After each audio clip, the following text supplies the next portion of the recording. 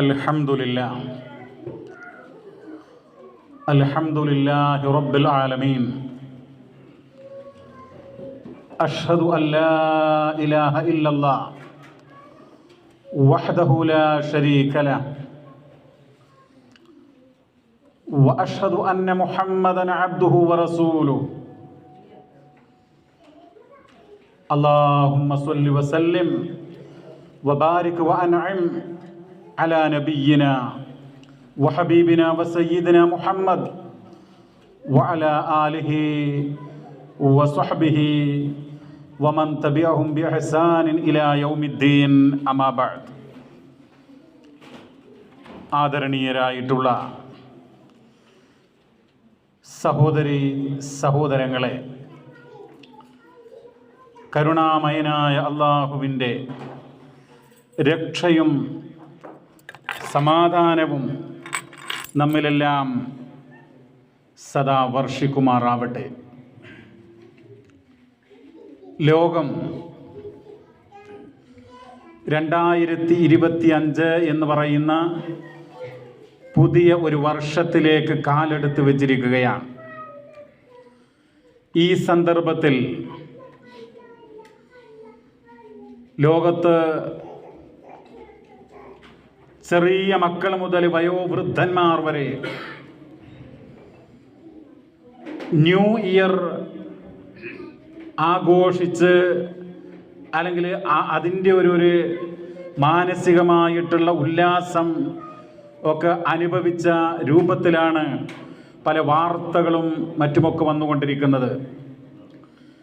പുതിയൊരു വർഷം എന്ന് പറയുമ്പോൾ എന്തോ ഒരു പുതിയ സംഭവം, സത്യത്തിൽ അതിൻ്റെ കാമ്പ്, അതിൻ്റെ എന്താണതുകൊണ്ടുള്ള ഒരു നേട്ടം, എന്തിനാണത് ആഘോഷിക്കുന്നത് എന്നൊന്നും ചിന്തിക്കാതെ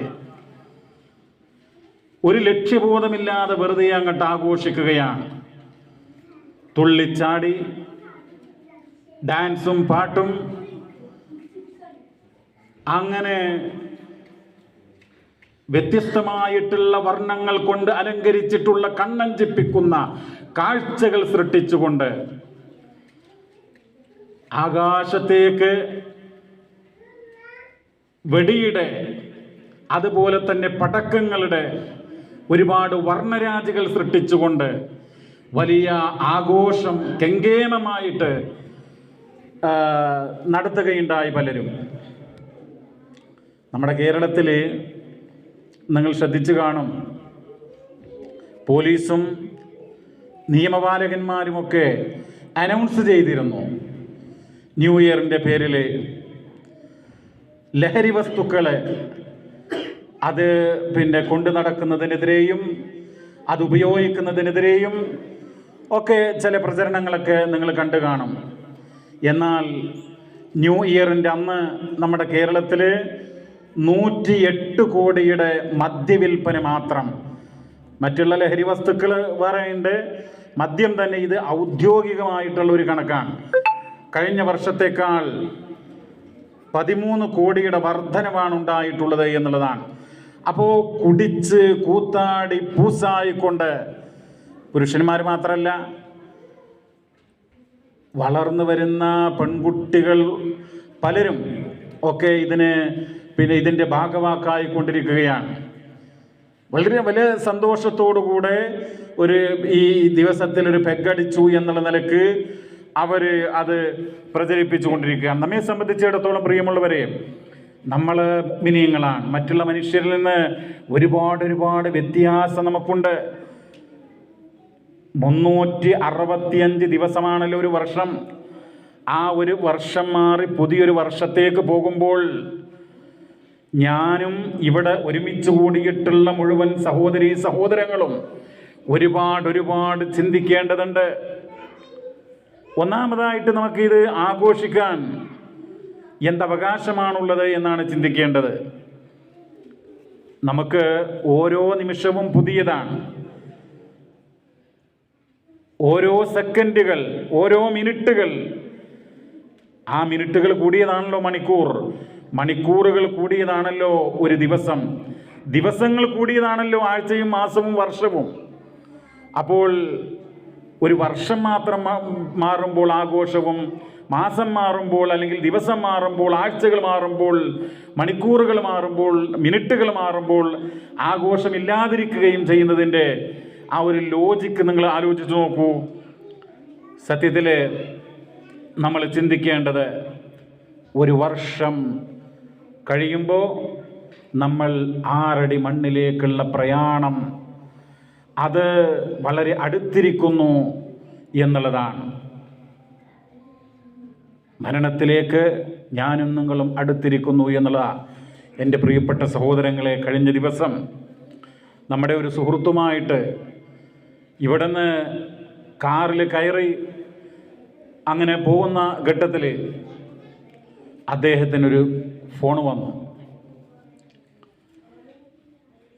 ഒരു 48 49 വയസ്സ് ആണെന്നാണ് എൻ്റെ ഓർമ്മ.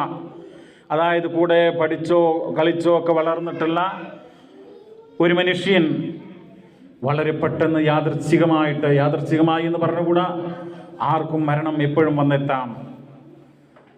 അദ്ദേഹം മരിച്ചു എന്നുള്ള വാർത്ത അദ്ദേഹത്തിന് വരികയാണ്. അപ്പം 49 വയസ്സുള്ള ഒരു മനുഷ്യൻ മരണപ്പെടുക എന്ന് പറയുമ്പോൾ അദ്ദേഹത്തിന് ചെറിയ മക്കളുണ്ട്, യുവതിയായ ഭാര്യയുണ്ട്. അപ്പോൾ അവരോടൊക്കെ എങ്ങനെ മരണവിവരം അറിയിക്കും എന്നുള്ളതിൽ ബന്ധുക്കൾക്ക് ഒരു കൺഫ്യൂഷൻ. എങ്ങനെ ഇത് അവരുടെ മുമ്പിൽ അവതരിപ്പിക്കും? അപ്പോൾ അതാണ് ഈ ലോകത്തിൻ്റെ ചിത്രം എന്ന് നമ്മൾ മനസ്സിലാക്കുക. അല്ലാഹു തആല നമുക്ക് ഈ ഭൂമിയിൽ ജീവിക്കാനുള്ള അവസരം അല്ലെങ്കിൽ ആയുസ്, അതിൽ നിന്ന് ഒരു വർഷം അത് കൊഴിഞ്ഞുപോയി എന്നുള്ളതാണ്. മരണത്തിലേക്ക് നമ്മൾ കൂടുതൽ നടന്നെടുത്തു എന്നുള്ളതാണ്. ഖബറിലേക്കുള്ള ദൂരം കുറഞ്ഞു എന്നുള്ളതാണ്. അതാണ് നമ്മൾ വളരെ അടിവരയിട്ട് മനസ്സിലാക്കേണ്ടത്. എന്ന് മാത്രമല്ല പ്രിയമുള്ളവരെ, മരിച്ചു കഴിഞ്ഞാൽ നമ്മളെയൊക്കെ എത്ര കാലം ആളുകൾ ഓർക്കും? എന്താണ് ആ മനുഷ്യൻ്റെ അവസ്ഥ? അതൊക്കെ തന്നെയും നമ്മൾ ഓർക്കേണ്ടതുണ്ട്. ഒരു വർഷം പിന്നിടുമ്പോൾ, പുതിയൊരു വർഷത്തേക്ക് നമ്മൾ കാലെടുത്ത് വെക്കുമ്പോൾ, ഈ കഴിഞ്ഞ ഒരു വർഷത്തിൽ നമുക്ക് സംഭവിച്ചിട്ടുള്ള പോരായ്മകളെന്ത്, പാളിച്ചകളെന്ത് എന്ന് നമ്മൾ ഒന്ന് അനലൈസ് ചെയ്യേണ്ടതുണ്ട്, ഒന്ന് വിലയിരുത്തേണ്ടതുണ്ട്. എന്നിട്ട് തെറ്റുകൾ ആവർത്തിക്കാതിരിക്കാനുള്ള നടപടികൾ നമ്മുടെ ഭാഗത്തു നിന്നും ഉണ്ടാകേണ്ടതുണ്ട്. ഞാൻ ചിന്തിക്കുക, എത്ര ഫറള് നമസ്കാരങ്ങൾ അതിൻ്റെ സമയത്ത് തന്നെ നിർവഹിക്കുന്നതിൽ ഞാൻ പരാജയപ്പെട്ടു, എനിക്ക് വീഴ്ച സംഭവിച്ചു എന്ന് ഞാൻ ചിന്തിക്കണം. നിങ്ങൾ ഓരോരുത്തരും ചിന്തിക്കണം. കാരണം ഫർദ് നമസ്കാരം എന്ന് പറഞ്ഞാൽ ഫർദ് നമസ്കാരം മാത്രമല്ല, ഫറളായ എല്ലാ ഇബാദത്തുകളും അതിൻ്റെ ഒരു ഡെഫിനിഷൻ എന്ന് പറയുന്നത്, അല്ലെങ്കിൽ അതിൻ്റെ ഒരു ചുരുക്കം എന്ന് പറയുന്നത്, സ്വർഗത്തിലേക്ക് പോകാനുള്ള മിനിമം യോഗ്യതയാണ് ഫർളുകൾ എന്ന് പറയുന്നത്. ഫറളായ കാര്യങ്ങൾ അത് സ്വർഗത്തിലേക്ക് പോകാനുള്ള മിനിമം യോഗ്യതകളാണ്. അപ്പോൾ അതിൽ പോലും നമുക്ക് വീഴ്ചകൾ ധാരാളമായി സംഭവിച്ചു എങ്കിൽ 365 ദിവസമുണ്ട്. ഓരോ ദിവസവും 5 വക്ത് നമസ്കാരങ്ങളുണ്ട്. അതിലൊക്കെ പോരായ്മകൾ സംഭവിക്കുമ്പോൾ നമ്മൾ ചിന്തിക്കുന്നുണ്ടോ? ഒരുപക്ഷെ നമ്മുടെ വിനോദങ്ങൾ, നമ്മളെ മനസ്സിനെ സന്തോഷിപ്പിക്കുന്ന മറ്റുള്ള കാര്യങ്ങൾ, ഇത്തരം ചിന്തകളിൽ നിന്ന് നമ്മളെ മാറ്റി നിർത്തുന്നത് ഉണ്ടാകാം. പക്ഷേ നമ്മൾ ശ്രദ്ധിക്കേണ്ടതുണ്ട്. അപ്പോൾ ഈ ഒരു സന്ദർഭത്തിൽ തെറ്റുകൾ ആവർത്തിക്കാതിരിക്കാനുള്ള വളരെ ബോധപൂർവമായിട്ടുള്ളൊരു ചിന്ത അനിവാര്യമാണ് എന്നുള്ളതാണ്. എന്ന് മാത്രമല്ല പ്രിയമുള്ളവരെ, ഈ ഒരു വർഷമുണ്ടല്ലോ, അത് കഴിഞ്ഞുപോയി. ഇനി ഒരിക്കലും ആ ദിവസങ്ങൾ, ആ ഒരു വർഷം നമുക്ക് തിരിച്ചെടുക്കാനായിട്ട് കഴിയുകയില്ല. ആ ഒരു വർഷത്തിൽ നമ്മൾ മുസ്ലിമായിട്ടുള്ള നമ്മുടെ സഹോദരങ്ങളോട്, ബന്ധുക്കളോട്, അയൽവാസികളോട് നമ്മുടെ പെരുമാറ്റം എങ്ങനെയായിരുന്നു, നമ്മുടെ നിലപാടെങ്ങനെയായിരുന്നു, അവരോടുള്ള ബന്ധം എങ്ങനെയായിരുന്നു, നമ്മൾ ചിന്തിക്കേണ്ടതല്ലേ? മഹാനായിട്ടുള്ള നബി സല്ലല്ലാഹു അലൈഹി വസല്ലമ പറഞ്ഞു, അനബി ഹുറൈറ റളിയല്ലാഹു അൻഹു അന്നൻ നബിയ സല്ലല്ലാഹു അലൈഹി വസല്ലം കുല്ലുൽ മുസ്ലിമി അലൽ മുസ്ലിമി ഹറാമുൻ ദമുഹു വമാലുഹു വഇർളുഹു. മഹാനായ അബൂ ഹുറൈറ റളിയല്ലാഹു തആല അൻഹു നിവേദനം ചെയ്യുകയാണ്, നിശ്ചയം നബി സല്ലല്ലാഹു അലൈഹി വസല്ലമ പറഞ്ഞു, ഒരു മുസ്ലിമിൻ്റെ എല്ലാം മറ്റൊരു മുസ്ലിമിന് ആദരണീയമാണ്. അവൻ്റെ രക്തം, അവൻ്റെ സമ്പത്ത്, അവൻ്റെ അഭിമാനം. അപ്പോൾ അവൻ്റെ രക്തം, അവൻ്റെ സമ്പത്ത്, അവൻ്റെ അഭിമാനം, അതിനൊക്കെ ക്ഷതം വരുന്ന രൂപത്തിൽ നമ്മുടെ ഭാഗത്ത് നിന്ന് വല്ല പ്രവർത്തനങ്ങളും ഉണ്ടായിട്ടുണ്ടോ എന്ന് ചോദിച്ചാൽ, എന്ത് ചിന്തിച്ചാൽ ഉണ്ടായിട്ടുണ്ടാകും എന്നുള്ളതാണ് മിക്കവരുടെയും ആൻസർ. അപ്പോൾ സഹോദരങ്ങളെ, നമ്മളത് തിരുത്താൻ നമ്മൾ തയ്യാറാകണം. നമ്മുടെ വാക്കുകൾ കൊണ്ട് നമുക്ക് തോന്നും ഇതൊക്കെ നിസ്സാരമല്ലേ, ഇതൊക്കെ വലിയ പ്രശ്നമാണോ എന്ന്. അയൽപ്പക്കത്തുള്ള ആൾ കറുത്തവനായിരിക്കാം, അവൻ്റെ ശമ്പളം കുറവായിരിക്കാം, അവൻ്റെ വിദ്യാഭ്യാസ യോഗ്യത കുറവായിരിക്കാം, അല്ലെങ്കിൽ അവന് പല പ്രശ്നങ്ങളുണ്ടായിരിക്കാം. അതുകൊണ്ട് അവനോടുള്ള പെരുമാറ്റം മോശമാക്കാൻ നമുക്ക് പറ്റുമോ? അതാണ് മഹാനായ പ്രവാചകന്റെ ഈ വചനത്തിൽ നമ്മൾ പഠിക്കേണ്ടതായൊരു കാര്യം. എല്ലാവരെയും അവനൊരു ആത്മാവുള്ളവനാണ്, അവൻ അള്ളാഹുവിൻ്റെ ദാസനാണ് എന്നുള്ള ചിന്തയോടുകൂടെ ആയിരിക്കണം നമ്മൾ അവരോട് നിലകൊള്ളേണ്ടത്. ഒരിക്കലും അവരുടെ മനസ്സിനെ വേദനിപ്പിക്കുന്ന വർത്തമാനങ്ങൾ, സംസാരങ്ങൾ, പെരുമാറ്റങ്ങൾ നമ്മുടെ ഭാഗത്തുനിന്ന് ഉണ്ടായിക്കൂടാ. മഹാനായ നബി സല്ലല്ലാഹു അലൈഹി വസല്ലമ പറഞ്ഞിട്ടുള്ള ഒരു വചനം എല്ലാവർക്കും അറിയാവുന്ന കാര്യമാണല്ലോ. മൻ കാന യുഅ്മിനു ബില്ലാഹി വൽ യൗമിൽ ആഖിർ ഫലിയഖുൽ ഖൈറൻ ഔ ലിയസ്മുത്. ബുഖാരി മുസ്ലിം ഉദ്ധരിക്കുന്ന വചനമാണ്. അല്ലാഹുവിലും അന്ത്യദിനത്തിലും വിശ്വസിക്കുന്ന മനുഷ്യർ അവൻ നന്മ പറയട്ടെ എന്നാണ്, അല്ലെങ്കിൽ മിണ്ടാതിരിക്കട്ടെ എന്നാണ്. എത്ര വാക്കുകൾ കൊണ്ട് നമ്മൾ മറ്റുള്ളവരുടെ മനസ്സിനെ മുറിവേൽപ്പിച്ചിട്ടുണ്ട്. ബന്ധുക്കൾ, അയൽവാസികൾ, സ്നേഹിതന്മാർ, കൂടെ പഠിച്ചവർ, ഒന്നിച്ച് ജോലി ചെയ്യുന്നവർ. അപ്പോൾ അതൊക്കെ ആത്മപരിശോധന നടത്തി തിന്മകൾ അവസാനിപ്പിച്ച് നന്മയുടെ പുതിയ ലോകത്തേക്ക് കാലെടുത്ത് വെക്കാനാണ് ഈ വർഷം മാറുമ്പോൾ നമുക്ക് നൽകാനുള്ള ഒരു സന്ദേശം എന്ന് പറയുന്നത്. പരിശുദ്ധ ഖുർആൻ പറയുന്നുണ്ട്, നന്മകളിൽ നിങ്ങൾ മുന്നേറുക, നന്മകളിൽ നിങ്ങൾ മത്സരിക്കുക.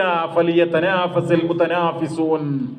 ഒരു നന്മ കഴിഞ്ഞാൽ നമ്മളിപ്പോൾ ജുമുഅ നമസ്കരിച്ചു.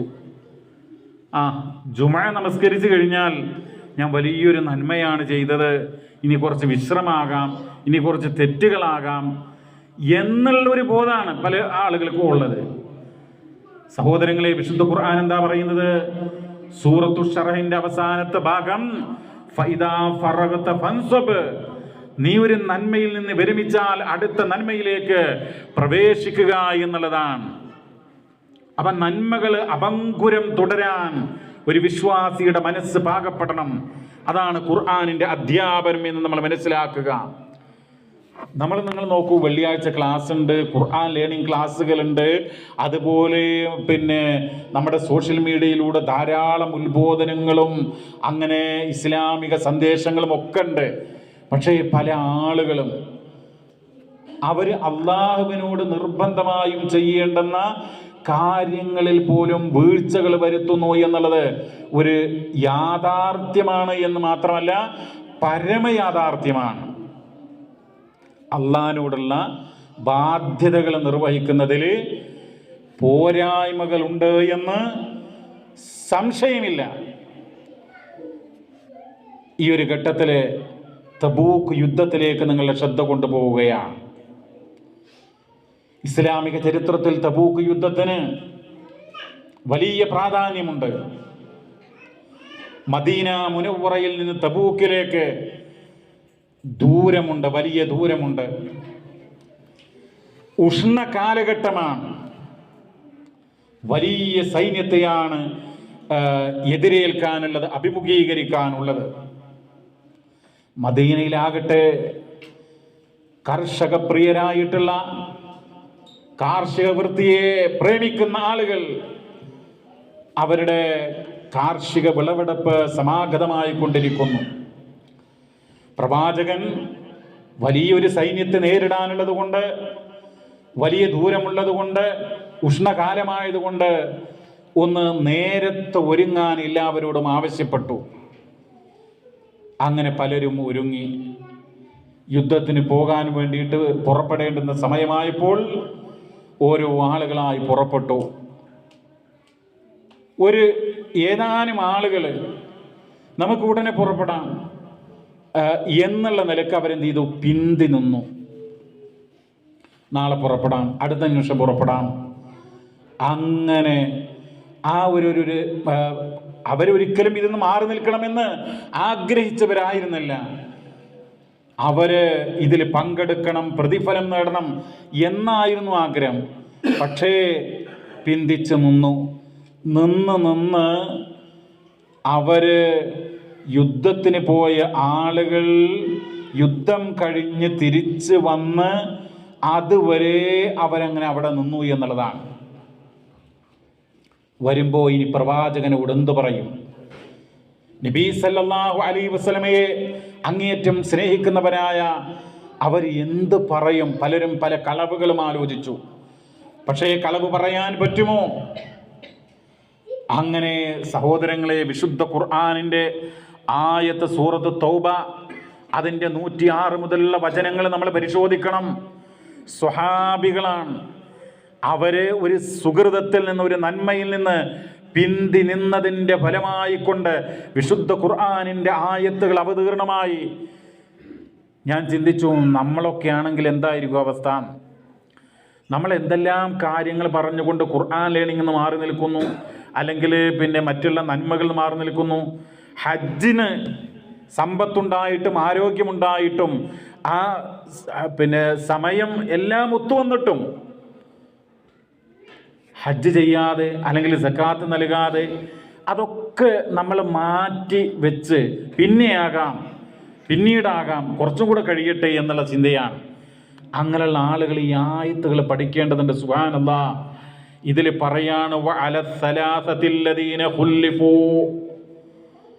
പിന്നേക്ക് മാറ്റിവെക്കപ്പെട്ട 3 ആളുകളുണ്ടല്ലോ, ആ ആളുകൾ അങ്ങേറ്റത്തെ പശ്ചാത്താപം നടത്തുകയുണ്ടായി, തൗബ ചെയ്യുകയുണ്ടായി. സഹോദരങ്ങളെ, എല്ലാവരാലും ബഹിഷ്കൃതരായി, ആരും കണ്ടാൽ മിണ്ടാത്തൊരവസ്ഥ. അവർക്ക് വിശുദ്ധ ഖുർആൻ തന്നെ പറയുന്നത് എന്താ അറിയുള്ളൂ? ഹത്താ ഇദാ ലാഖത് അലൈഹിമുൽ അർളു ബിമാ റഹുബത്. ഭൂമി പ്രവിശാലമായ ഭൂമിയാണ്, പക്ഷേ ഭൂമി അവർക്ക് കുടുസായി അനുഭവപ്പെട്ടു എന്നാണ്. വലാഖത് അലൈഹിം അൻഫുസഹും. അവരുടെ മനസ്സും വളരെയധികം ഇടുങ്ങി നെരുങ്ങിപ്പോയി എന്നുള്ളതാണ്. ഭൂമി എന്ന് പറഞ്ഞാൽ എന്താണ്? ഭൂമിയുടെ വിസ്തൃതി. ഭൂമിയുടെ വിസ്തൃതി എന്ന് പറയുന്നത് 51 കോടി ചതുരശ്ര കിലോമീറ്റർ വലിപ്പമുള്ള ഭൂമിയാണ്. അത്രയും വലിയ ഭൂമി അവർക്ക് കുടുസായി അനുഭവപ്പെടുകയാണ്. കാരണം തങ്ങൾ ചെയ്ത തെറ്റ്, അതിൻ്റെ ഒരു ഭാരം അതാണ് അവരെ പ്രയാസപ്പെടുത്തിയത്. പക്ഷേ അവർ സത്യം പറഞ്ഞു, അവർ നിരന്തരം പശ്ചാത്തപിച്ചു. തൗബ എന്ന് പറഞ്ഞു കഴിഞ്ഞാൽ പ്രിയമുള്ളവരെ, അങ്ങനെയുള്ള ഒരു തെറ്റും ഇനി ആവർത്തിക്കുകയില്ല എന്ന് അടിയുറച്ച മനസ്സോടുകൂടെ അള്ളാഹുവിനുള്ള ആ ഒരു വാക്ക് നൽകൽ. അങ്ങനെ അവർക്ക് അല്ലാഹു തആല പുറത്തു കൊടുത്തു എന്നുള്ളതാണ്. ഇന്നല്ലാഹ തവ്വാബുർ റഹീം. ആരാണ് ആ 3 ആളുകൾ? ശ്രദ്ധിച്ചോളൂ സഹോദരങ്ങളെ. അൻ ജാബിർ ബിൻ അബ്ദുല്ലാ ഫീ ഖൗലിഹി തആല. ഈ ആയത്തിനെ വ്യാഖ്യാനിച്ചുകൊണ്ട് മഹാനായ ജാബിർ ബിൻ അബ്ദുല്ലാ റളിയല്ലാഹു അൻഹു പറയുകയാണ്, റളിയല്ലാഹു അൻഹുമാ. അവരും കഅബ് ബിൻ മാലിക്, അത് നമ്മൾ നോട്ട് ചെയ്യേണ്ട ഒരു പേരാണ്. കഅബ് ബിൻ മാലിക് റളിയല്ലാഹു അൻഹു വഹിലാൽ ഇബ്നു ഉമയ്യ വമുറാറത്ത് ഇബ്നു റബീഅ വകുല്ലുഹും മിനൽ അൻസ്വാർ. അൻസാരികളിൽപ്പെട്ട 3 ആളുകളാണ്. ഈ 3 ആളുകൾ നല്ല മനുഷ്യരായിരുന്നു. അവര് പിന്നെ പോകാം, നാളെ പോകാം, 2 ദിവസം കഴിഞ്ഞ് പോകാം, നമ്മുടെ വാഹനം കൂടുതൽ സ്പീഡിൽ പോയി അവരോടൊപ്പം എത്തിച്ചേരാം, യുദ്ധത്തിൽ പങ്കെടുക്കാം എന്നൊക്കെ നനച്ചിരുന്ന ആളുകളാണ്. പക്ഷേ അങ്ങനെ വൈകി യുദ്ധമൊക്കെ കഴിഞ്ഞു, ആളുകളൊക്കെ തിരിച്ചു വന്നു. മഹാനായിട്ടുള്ള കഅബ് ഇബ്നു മാലിക് റളിയല്ലാഹു അൻഹു പറയാൻ, ലം അതഖല്ലഫ് അൻ റസൂലില്ലാഹി സ്വല്ലല്ലാഹു അലൈഹി വസല്ലം ഫീ ഗസാത്തിൻ ഗൈരിഹാ ഖത്തു ഇല്ലാ ഫീ ഗസ്വതി തബൂക്ക്. ഈ സംഗതിയിൽ ഉൾപ്പെട്ട കഅബ് ഇബ്നു മാലിക് റളിയല്ലാഹു അൻഹു എന്താ പറയുന്നത്? നബി സല്ലല്ലാഹു അലൈഹി വസല്ലമയുടെ കൂടെ ഒരു യുദ്ധത്തിലും ഒരു യാത്രയിലും ഞാൻ പിന്തി നിന്നിട്ടില്ല, തബൂക്ക് യുദ്ധത്തിലൊഴികെ. അതിൻ്റെ പേരിൽ ഖുർആനിലെ ആയത്തിറങ്ങുകയാണ്. എല്ലാവരും മദീനയിൽ മുഹാജിറുകളുണ്ട്, അൻസാറുകളുണ്ട്, ധാരാളം ആളുകളുണ്ട്, ഒരുപാട് കുടുംബങ്ങളുണ്ട്. അവർക്ക് എത്രമാത്രം മാനസികമായ വിഷമങ്ങളാണ്. നമ്മൾ ആലോചിക്കണം. വലാഖത അലൈഹിം അൻഫുസഹും, പ്രവിശാലമായ ഭൂമി പിന്നെ അത് ഞെരുക്കമുള്ളതായി കുടുസായി അനുഭവപ്പെട്ടു എന്ന് മാത്രമല്ല, അവരുടെ മനസ്സുപോലും കുടുങ്ങിപ്പോയി, ഞെരുങ്ങിപ്പോയി എന്നുള്ളതാണ്. സഹോദരങ്ങളെ, അപ്പോൾ നമുക്ക് പറയാനുള്ളത് നന്മകളിലേക്ക്, ഈ ഒരു സന്ദർഭത്തിൽ നന്മകളിലേക്ക് ഈ ഒരു വർഷം. ഇപ്പം നിങ്ങൾ നോക്കൂ, നമുക്ക് ഒരു വർഷം നമ്മുടെ ആയുസ്സ് കഴിഞ്ഞു പോയി. ഇനി ഇതാ ഒരു വർഷം, ഒരു പുതിയ ദിവസത്തിലേക്ക്, പുതിയ വർഷത്തിലേക്ക് കാലെടുത്തു വെച്ചു എന്ന് പറയുമ്പോൾ മരണം അതാർക്കും എപ്പോഴും പിടികൂടാം എന്നുള്ള ആ ഒരു ചിന്ത നമുക്ക് ഉണ്ടാവണം. അതിനെക്കുറിച്ച് ഒട്ടനവധി കാര്യങ്ങളുണ്ട്. നബി സല്ലല്ലാഹു അലൈഹി വസല്ലം പറഞ്ഞ ധാരാളമായിട്ട് നിങ്ങൾ മരണത്തെ ഓർക്കണമെന്ന പരിശുദ്ധ ഖുർആനിൽ. പ്രിയമുള്ളവരെ, ഈ മരണത്തെക്കുറിച്ച് പറയുമ്പോൾ അതൊക്കെ എപ്പോഴും കേൾക്കുന്നതല്ലേ, എപ്പോഴും പറയുന്നതല്ലേ എന്നുള്ള മരണത്തെക്കുറിച്ച് പറഞ്ഞിട്ടൊന്നും മനുഷ്യൻ്റെ മനസ്സിൽ മാറ്റങ്ങളില്ല. അതാണ് യാഥാർത്ഥ്യം. പക്ഷേ അത് യാഥാർത്ഥ്യമാണ്. ഒരു ദിവസം വരുമ്പോൾ നമ്മൾ ഇവിടെ നിന്ന് വിട പറയേണ്ടി വരും. അങ്ങനെ വിട പറയുമ്പോൾ മരണത്തിൻ്റെ മലക്ക് വന്നു, മലക്കുൽ മൗത്ത് വന്നു, മറ്റുള്ള മലക്കുകളുടെ സംഘങ്ങൾ വന്നു. ആ റൂഹ് നമ്മുടെ ശരീരത്തിൽ നിന്ന് വലിച്ചെടുക്കുന്ന ഘട്ടത്തിൽ, അവർ സ്വീകരിക്കുന്ന ഘട്ടത്തിൽ ചില ആളുകൾ പറയും, റബ്ബിർജിഊൻ, എൻ്റെ രക്ഷിതാവേ, എന്നെ അല്പസമയത്തേക്ക്, എൻ്റെ ആത്മാവിന്, എൻ്റെ ജീവന് നീ മടക്കിത്തരേണമേ. പരിശുദ്ധ ഖുർആനിൻ്റെ 23-ാം അധ്യായം സൂറത്തുൽ മുഅ്മിനൂൻ അതിൻ്റെ 99-100 സൂക്തങ്ങളിൽ പറയുകയാണ്, ഹത്താ ഇദാ ജാഅ അഹദുഹുമുൽ മൗത്ത്, അവരിൽ ഒരാൾക്ക് മരണം വന്നെത്തിയാൽ, ഖാല റബ്ബിർജിഊൻ, അവൻ പറയും, എൻ്റെ രക്ഷിതാവേ, എനിക്ക് അല്പം കൂടെ ആയുസ് തരേണമേ, ലഅല്ലി അഅമലു സ്വാലിഹാ ഫീമാ തറക്തു, ഞാൻ വിട്ടേച്ച് പോയിട്ടുള്ള, ഉപേക്ഷ വരുത്തിയിട്ടുള്ള അതിൽ ഞാൻ സൽക്കർമ്മങ്ങൾ ചെയ്തേക്കാം. അള്ളാഹു പറയാണ്, കല്ലാ, അങ്ങനെയൊന്നും വേണ്ട, ഇന്നഹാ കലിമത്തുൻ ഹുവ ഖായിലുഹാ, അത് വെറുതെയുള്ള ഒരു സംസാരം മാത്രമാണ്. വമിൻ വറാഇഹിം ബർസഖുൻ ഇലാ യൗമി യുബഅദൂൻ, അവരുടെ പിന്നിൽ പുനരുദ്ധാന നാൾ വരെ ബർസഖ് എന്ന് പറയുന്ന ഒരു കാലഘട്ടമുണ്ട്. വിശുദ്ധ ഖുർആനിൽ ആവർത്തിച്ചുകൊണ്ട് പറയുന്ന സൂറത്ത് ഇബ്രാഹിമിൽ പറഞ്ഞിട്ടുണ്ട്. സൂറത്തു മുഅ്മിനൂനിൽ പറഞ്ഞ ആയത്താണ് നമ്മളിവിടെ ഓതിയത്. സൂറത്തുൽ മുനാഫിഖൂനിൽ പറയുന്നില്ലേ, എന്താ പറയുന്നത്?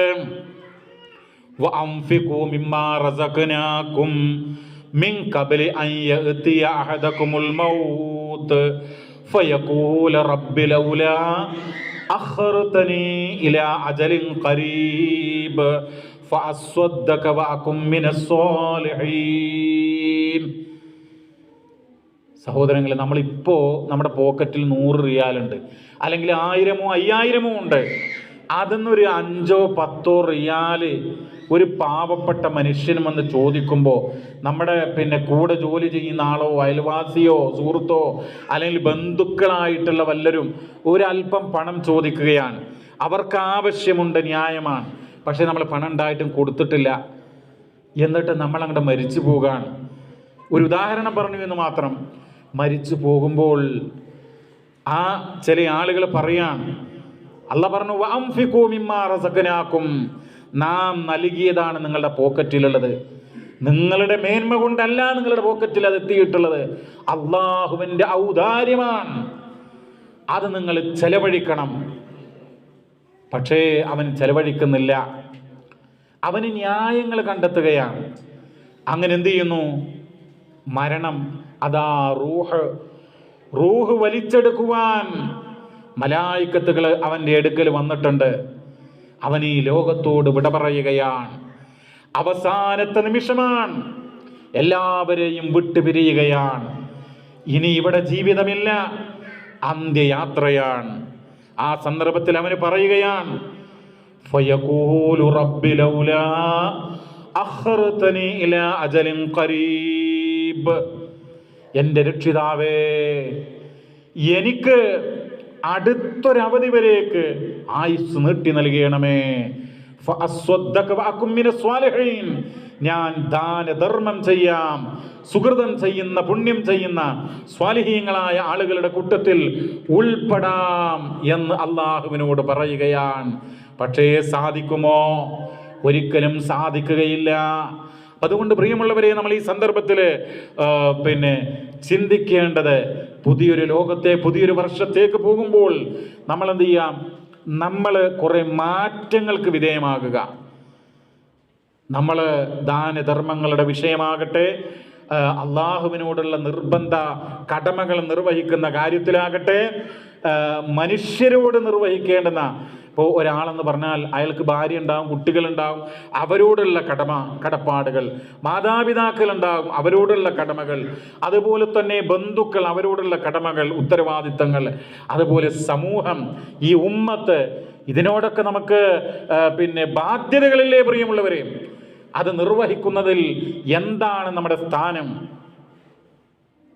ഈ ഒരു സെന്റർ നിങ്ങൾ ആലോചിച്ച് നോക്കൂ, എത്ര വലിയ അനുഗ്രഹമാണ്. ആഴ്ചകൾ തോറും അള്ളാഹുവിൻ്റെ കിതാബിലെ വിശുദ്ധ വചനങ്ങൾ ഉദ്ധരിച്ചുകൊണ്ട് ജനങ്ങളെ ഉത്ബോധിപ്പിക്കുന്ന ഒരു സെന്റർ ഇവിടെ ഉണ്ടാകുക എന്ന് പറയുന്നത് അത് ചെറിയൊരു അനുഗ്രഹമല്ല, വലിയൊരു അനുഗ്രഹമാണ് പ്രിയമുള്ളവരെ.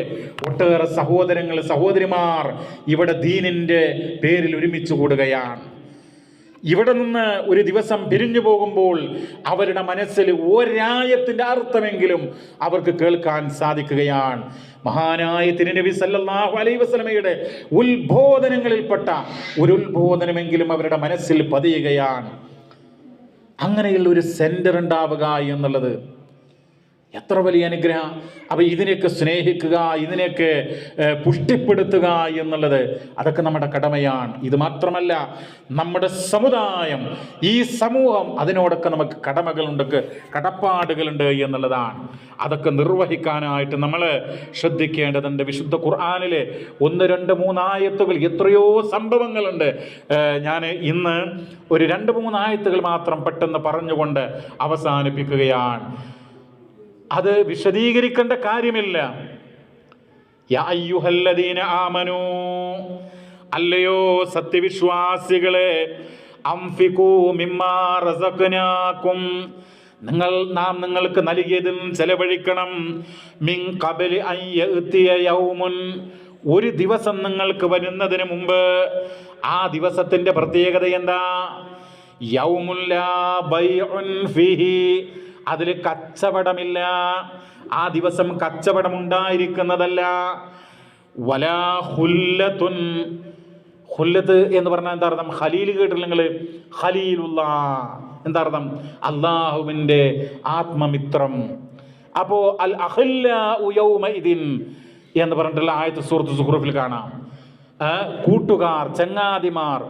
വലാ ഖുല്ലത്തുൻ, അന്ന് ചങ്ങാതിമാർ, കൂട്ട്, ഒരു സ്നേഹബന്ധമെന്നില്ല. വലാ ശഫാഅ, ശുപാർശയുമില്ല എന്നുള്ളതാണ്. അങ്ങനെയുള്ള ഒരു ദിവസം നിങ്ങൾക്ക് വരും എന്നാണ്. യാ അയ്യുഹല്ലദീന ആമനു അൻഫിഖൂ മിമ്മാ റസഖനാകും, നാം നൽകിയതും നിങ്ങൾ ചെലവഴിക്കുക. മിൻ ഖബ്ലി അൻ യഅതിയ യൗമുൻ വലാ ബൈഉൻ വലാ ഖുല്ലത്തുൻ വലാ ശഫാഅ, കച്ചവടമോ സ്നേഹബന്ധമോ ശഫാഅത്തോ ഇല്ലാത്ത ഒരു ദിവസം. നമ്മൾ ഈ ദുനിയാവിലൊക്കെ എന്ത് തെറ്റ് ചെയ്താലും രക്ഷപ്പെടും, ആ രൂപത്തിൽ തന്നെ പരലോകവും എന്ന് വിചാരിക്കേണ്ടതില്ല. അങ്ങനെയാണ് ചില ആളുകളുടെ ധാരണ. എന്തെങ്കിലുമൊക്കെ ചെയ്താൽ അവിടേക്ക് മഹാന്മാർ ശുപാർശ ചെയ്യും. ഖുർആൻ ആയത്തുൽ കുർസിയിൽ ചോദിച്ചില്ല അല്ലാഹു തആല, മന്ദല്ലദീ യശ്ഫഉ ഇൻദഹു ഇല്ലാ ബിഇദ്നി, ആരുണ്ട് മലിക്കുൽ ജബ്ബാറായ അല്ലാഹുവിന്റെ അടുക്കൽ ശുപാർശ നടത്തുവാൻ. അതാണ് പറയുന്നത് വലാ ശഫാഅ, അന്ന് ശഫാഅത്ത് ഉണ്ടാകുകയില്ല. അപ്പൊ വൃഥാ ശഫാഅത്ത് കിട്ടും, അങ്ങനെ നരകത്ത് നിന്ന് രക്ഷപ്പെടാം, സ്വർഗത്തിൽ കടന്ന് ജീവിക്കാം എന്ന് കരുതേണ്ടതില്ല. മറ്റൊരു വചനം പ്രിയമുള്ളവരെ, യാ അയ്യുഹല്ലദീന ആമനു തഖുല്ലാഹ്, സത്യവിശ്വാസികളെ നിങ്ങൾ അല്ലാഹുവിനെ സൂക്ഷിക്കണം. വൽ തൻദുർ നഫ്സും മാ ഖദ്ദമത് ലിഗദിൻ വത്തഖുല്ലാഹ്, വൽ തൻദുർ, ചിന്തിക്കുക. ആരാ ചിന്തിക്കേണ്ടത്? നഫ്സുൻ, ഓരോ നഫ്സുകളും, ആണും പെണ്ണും എല്ലാവരും ചിന്തിക്കുക. മാദാ ഖദ്ദമത് ലിഗദിൻ, നാളേക്ക് വേണ്ടി എന്താണ് നീ മുൻകൂട്ടി പ്രവർത്തിച്ചത്. നാളെ അള്ളാഹുവിൻ്റെ അമ്പിയാക്കള്, മുർസലീങ്ങള്, അതുപോലെ തന്നെ സ്വഹാബ കിറാം, അവരൊക്കെ യഥാ സ്വർഗത്തിലേക്ക് കടന്നു പോകുകയാണ്. സഹോദരങ്ങളെ, ജന്നാത്തുൽ ഫിർദൗസിന്റെ അവകാശികളായിക്കൊണ്ട് അവര് കടന്നു പോകുമ്പോൾ അവരൊക്കെ വലത് കയ്യിൽ വിചാരണയുടെ ഗ്രന്ഥം വാങ്ങി സന്തോഷത്തോടുകൂടെ, ആഹ്ലാദത്തോടുകൂടെ, ആമോദത്തോടുകൂടെ, സംതൃപ്തിയോടുകൂടെ, സമാധാനത്തോടുകൂടെ സ്വർഗത്തിലേക്ക് പോകുമ്പോൾ ഞാൻ എന്താണ് അവിടെ രക്ഷപ്പെടാൻ എന്താണ് മുൻകൂട്ടി ചെയ്തത് എന്ന് ഓരോ നഫ്സുകളും ചിന്തിക്കണമെന്ന് വിശുദ്ധ ഖുർആൻ പറയാൻ. എന്നിട്ട് വീണ്ടും പറഞ്ഞു വത്തഖുല്ലാഹ്, നീ അല്ലാഹുവിനെ സൂക്ഷിക്കണം. ഇന്നല്ലാഹ ഖബീറും ബിമാ തഅമലൂൻ, നിശ്ചയം അല്ലാഹു നിങ്ങൾ പ്രവർത്തിക്കുന്നതിനെ സംബന്ധിച്ച് സസൂക്ഷ്മമായി അറിയുന്നവനാണ്. ഒരു സുജൂദ് പ്രിയമുള്ളവരെ, നല്ല മനസ്സോടുകൂടെ, ഒരു ചിന്തകളുമില്ലാതെ, അള്ളാഹുവിൻ്റെ പ്രതിഫലം മോഹിച്ചുകൊണ്ട് നമ്മുടെ കൈകളൊക്കെ ശരിക്ക് വെച്ച് നെറ്റിയും മൂക്കുമൊക്കെ ഭൂമിയിൽ പതിഞ്ഞ്, കാൽവിരലുകളുടെ പള്ളഭാഗങ്ങൾ ഭൂമിയിൽ പതിഞ്ഞ്, കാൽമുട്ടുകൾ ഭൂമിയിൽ പതിഞ്ഞ്, അങ്ങനെ റബ്ബിനോട് മറ്റുള്ള എല്ലാ ഭൗതികമായ ചിന്തകളും വെടിഞ്ഞ് അള്ളാഹുവിനോട് അവനെ പ്രകീർത്തിച്ചുകൊണ്ട്, അവനെ സ്തുതിച്ചുകൊണ്ടൊന്ന് പാപങ്ങൾ പുറത്തു തരാനുള്ള പ്രാർത്ഥന അത് നിർവഹിച്ചുകൊണ്ടൊരു സുജൂദ് ചെയ്യാൻ.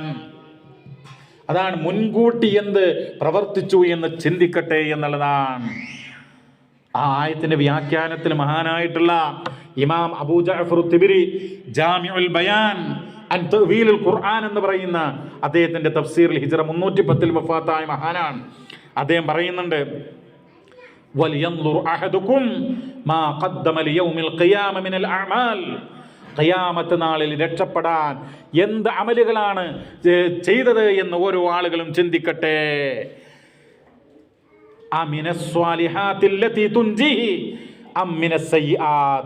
തിന്മകളാണോ ചെയ്തത്, നന്മകളാണോ ചെയ്തത്? സുബ്ഹാനല്ലാഹ്, ഓരോ ആളുകളും ചിന്തിക്കട്ടെ എന്ന ഒട്ടനവധി കാര്യങ്ങളുണ്ട് പ്രിയമുള്ളവരെ. ഞാൻ സമയദൈർഘ്യം ഭയന്നുകൊണ്ട് നിർത്തുകയാണ്. പ്രവാചകൻ സല്ലല്ലാഹു അലൈഹി വസല്ലമ പറഞ്ഞിട്ടുള്ള ഒരു വചനം കൂടെ പറഞ്ഞാൽ നിങ്ങൾക്ക് ബുദ്ധിമുട്ടാകുകയില്ല എന്ന് കരുതിക്കൊണ്ട്, ഇബ്നു അബ്ബാസ് റളിയല്ലാഹു അൻഹുമാ ഖാല ഖാല റസൂലുള്ളാഹി സ്വല്ലല്ലാഹു അലൈഹി വസല്ലമ ലിറജുലിൻ വഹുവ യഅലുഹു, അല്ലാഹുവിൻ്റെ റസൂൽ ഒരു മനുഷ്യനെ ഉപദേശിച്ചു കൊണ്ടിരിക്കുകയാണ്.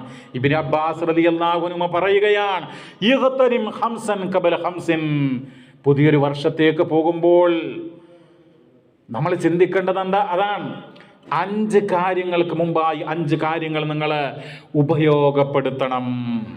ശബാബക ഖബല ഹറമിക, വാർദ്ധക്യം നിനക്ക് വരുന്നതിന് മുമ്പ് നിന്റെ യുവത്വം നീ ഉപയോഗപ്പെടുത്തണം. ഒരു 15-16 വയസ്സ് മുതൽ 40 വയസ്സ്, 40 വയസ്സായാൽ തന്നെ ഒരു വൃദ്ധന്റെ ലക്ഷണങ്ങൾ തുടങ്ങി. എന്നുള്ളതാണ് പറയുന്നത്. 35 വയസ്സായാൽ നര തുടങ്ങും എന്നുള്ളതാണ്. അപ്പം ആ ഒരു കാലഘട്ടമുണ്ടല്ലോ പ്രിയമുള്ളവരെ, ജീവിതത്തിൽ ഒരിക്കലും തിരിച്ചു കിട്ടാത്ത ഏറ്റവും ഒരു സുവർണ കാലഘട്ടമാണ്. അതുകൊണ്ടാണ് അർശിൻ്റെ തണൽ കിട്ടുമ്പോൾ, ഒരു തണലുമില്ലാത്ത പരലോകത്ത് അർശിൻ്റെ തണൽ കിട്ടുമ്പോൾ അതിൽ ഒരു വിഭാഗം ആരാ? ഷാബുൻ നശഅ ഫീ ത്വഅത്തില്ലാഹ്, അള്ളാഹുവിന് ഇബാദത്ത് ചെയ്തുകൊണ്ട് വളർന്നു വന്ന യുവത എന്നാണ്. സ്ത്രീയാവട്ടെ പുരുഷനാവട്ടെ, അവർ യുവത്വത്തിൽ അള്ളാഹുവിനെ ആരാധിക്കുക, തണുപ്പുള്ള പ്രഭാതത്തിൽ എഴുന്നേറ്റ് വുളുവൊക്കെ ചെയ്ത് അവന് നമസ്കരിക്കാനൊക്കെയുള്ള ആ ഒരു മനസ്സ്, അള്ളാഹുവിൻ്റെ ഖുർആൻ ഇങ്ങോട്ട് മറിച്ച് ആ ആയത്തൊക്കെ കൊണ്ട് വായിച്ച് അതിൻ്റെ എന്താണ് ഈ ആയത്തിൽ പറയുന്നത്, ഈ ആയത്തിൽ എത്ര കാര്യങ്ങൾ പറഞ്ഞിട്ടുണ്ട്, ഇതിൽ ഞാൻ എന്താണ് ചെയ്യേണ്ടത് എന്നൊക്കെ ഒന്ന് ചിന്തിക്കാൻ യുവത്വത്തിൽ തയ്യാറായാൽ അവന് അർശിൻ്റെ തണലുണ്ട് എന്നാണ്. അപ്പോൾ വാർദ്ധക്യത്തിന് മുമ്പ് യുവത്വം, വസുഹതക ഖബല സഖമിക, നിനക്ക് അനാരോഗ്യം, രോഗം വരുന്നതിന് മുമ്പ് നിന്റെ ആരോഗ്യം നീ ഉപയോഗപ്പെടുത്തുക എന്നുള്ളതാണ്. അതൊക്കെ നമ്മൾ പ്രത്യേകം വിശദീകരിക്കേണ്ടതാണ്. നമ്മുടെ ആരോഗ്യം, നമ്മുടെ ആഫിയത്ത്, നബി ഏറ്റവും പ്രധാനപ്പെട്ട ഒരു അനുഗ്രഹമാണ് ആരോഗ്യം.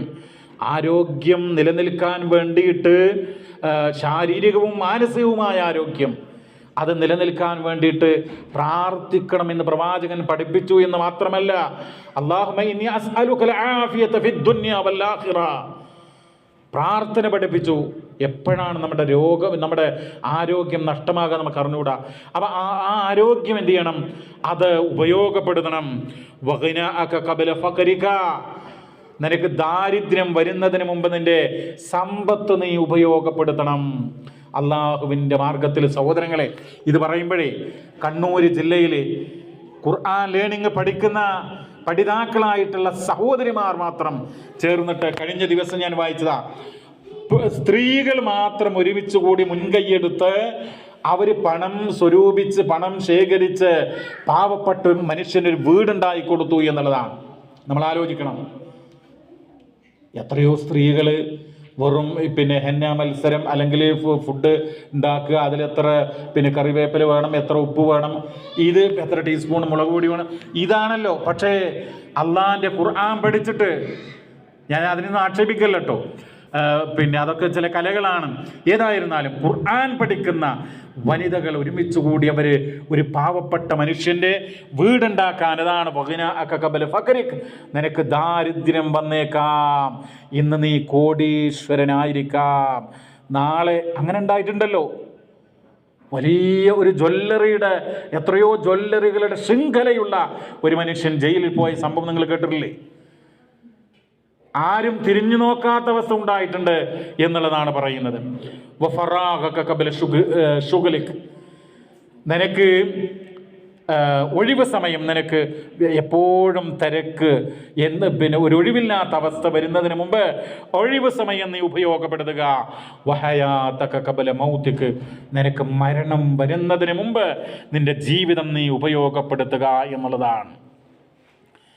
സഹോദരങ്ങളെ, ഞാൻ അവസാനിപ്പിക്കുകയാണ്. ഒട്ടനവധി കാര്യങ്ങൾ പറയണമെന്നുണ്ടായിരുന്നു, പക്ഷേ സമയം അതിന് അനുവദിക്കുന്നില്ല. ഈ സന്ദർഭത്തിൽ എനിക്ക് ഞാൻ അവസാനിപ്പിക്കുമ്പോൾ പറയാനുള്ളത്, നമ്മൾ കൂടുതൽ ദീനീ രംഗത്ത് ആവേശവും ഊർജവും പ്രകടിപ്പിക്കുന്ന നല്ല വിശ്വാസികളായി മാറുക. അള്ളാഹുവിനോട് നിരന്തരം പ്രാർത്ഥിക്കുക. ചെയ്തു പോയ തെറ്റുകൾക്ക് അള്ളാഹുവിനോട് പശ്ചാത്തപിക്കുവാൻ, തൗബ ചെയ്യുവാൻ, ഇസ്തിഗ്ഫാർ ചെയ്യുവാൻ നമ്മൾ മനസ്സ് കാണിക്കുക. അല്ലാഹു സുബ്ഹാനഹു വ തആല ധാരാളമായി പശ്ചാത്തപിക്കുന്ന, ധാരാളമായി ഇസ്തിഗ്ഫാർ ചെയ്യുന്ന, അള്ളാഹുവിലേക്ക് ഓടി അടുക്കുന്ന ആളുകളായി നാം ഏവരെയും അനുഗ്രഹിക്കുമാറാവട്ടെ. സഹോദരങ്ങളെ, നമ്മുടെ മദ്രസയിൽ പഠിക്കുന്ന ഒരു കുട്ടി, സിമാം ബിൻ സമീർ എന്ന് പറയുന്ന 2ാം ക്ലാസ്സുകാരനായ ഒരു കുട്ടി, അവർ ഉംറക്ക് പോയതായിരുന്നു. ഉംറക്ക് പോയി വരുമ്പോൾ അങ്ങനെ പനിയൊക്കെ ഉണ്ടായി. ചുരുക്കം പറഞ്ഞു കഴിഞ്ഞാൽ അത് മൂർച്ഛിച്ച് പിന്നെ ഷുമൈസി ഹോസ്പിറ്റലിൽ വളരെ സീരിയസ് ആയിട്ട് വെന്റിലേറ്ററിലാണ് എന്നുള്ളതാണ്. പ്രാർത്ഥിക്കാൻ ആവശ്യപ്പെട്ടിട്ടുണ്ട്. ഇവിടെ പഠിക്കുന്ന കുട്ടിയാണ്.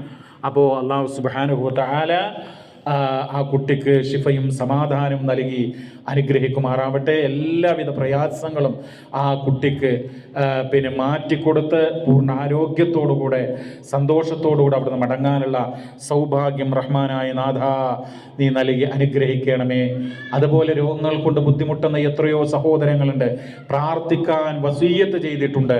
അള്ളാഹുവേ, ഞങ്ങളുടെ സഹോദരി സഹോദരന്മാർ അവരുടെ ദുരിതങ്ങൾ, വേദനകൾ, പ്രയാസങ്ങൾ റബ്ബേ നീ റഹ്മാനാണ്, റഹീമാണ്, വദൂദാണ്, കരീമാണ്. അള്ളാഹുവേ, നിന്റെ ഔദാര്യം കൊണ്ട്, നിന്റെ കാരുണ്യം കൊണ്ട് അവരുടെ പ്രയാസങ്ങളൊക്കെ നീ ദൂരീകരിച്ച് അനുഗ്രഹിക്കണമേ. അല്ലാഹുമ്മ ഗ്ഫിർ ലിൽ മുഅ്മിനീന വൽ മുഅ്മിനാത്ത് വൽ മുസ്ലിമീന വൽ മുസ്ലിമാത്ത് അൽ അഹ്യാഇ മിൻഹും വൽ അംവാത്ത് ഇന്നക മുജീബുദ് ദഅവാതി വയാ ഖാദിയൽ ഹാജാത്ത്. സുബ്ഹാന റബ്ബിക റബ്ബിൽ ഇസ്സതി അമ്മാ യസിഫൂൻ വസലാമുൻ അലൽ മുർസലീൻ വൽഹംദുലില്ലാഹി റബ്ബിൽ ആലമീൻ. വസ്സലാമു അലൈക്കും വറഹ്മത്തുള്ളാഹി വബറകാതുഹു.